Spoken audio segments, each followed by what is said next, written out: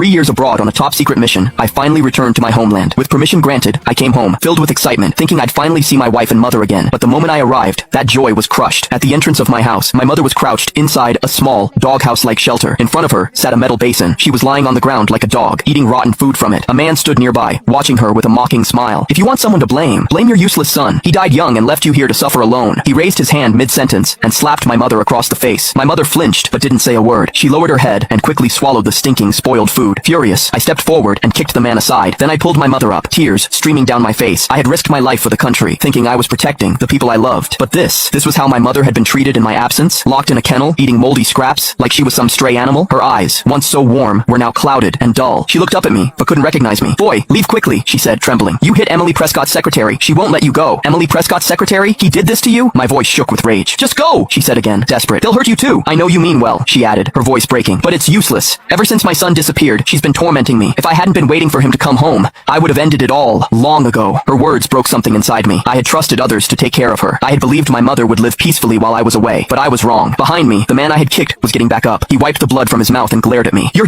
dead," he spat. "You think you can touch me? Do you know who my boss is? She's the law around here. You mess with me, you dead." I looked at him, my anger cold now, steady. Without a word, I took out my phone and called Emily. "Hello? Who is this?" she answered, her voice flat and emotionless. "So, you're the queen of the capital now?" I said coolly. There was a pause on the line. Then she replied, "I don't know who you are, but if you're calling to threaten me, I'll find you. And when I do, no one will be able to save you." Her words cut deep. She didn't even recognize my voice. She hadn't saved my number. In just 3 years, she had completely erased me from her life. I clenched the phone tighter, every last trace of patience gone. "I'm at your house right now," I said flatly. "You have 30 minutes. Get back here immediately." There was silence. Then panic bled into her voice. "You're at my house? What did you do to my secretary? You'd better not touch him. Stay right there. If anything happens to Tyler Morgan, I won't let you off the hook." On the other end of the phone, Emily's voice rang out with suppressed anger, and I laughed out coldly as I listened to Emily's words. She had long since forgotten the mountainous oath she once made with me. I still remember that at that time, when I left, she had once said to me that she would take good care of my mother, and even promised that she would treat my mother as if she was her own mother. However, it never occurred to me that after only a few years since I left, she had already changed her heart. She even sat back and watched her own assistant bully my mom. At this moment, all the love I had for Emily had long since disappeared. I hung up the phone and looked at Tyler in front of me. At this moment, I couldn't wait to get him killed. At the same time, I also gave my leader a call. I questioned him. All these years, said to take care of my mom. Is that how to take care of it? On the other end of the phone, the leader listened to me and was also completely frozen. "Jason, because you participated in a secret mission, we couldn't come out. But at that time, I had already asked people to take care of your family. I also didn't expect that they would do something like this." On the other end of the phone, the leader was equally furious. "Jason, don't worry. Bullying and insulting a military family member, no matter who the other party is, I definitely won't be able to let it go. I'll send someone over right now." He hung up the phone angrily, and just as I put down the phone, I saw Tyler climbing up. He looked at me, his face full of gloom, staring at me viciously. "You're finished. You have no idea what my boss represents in the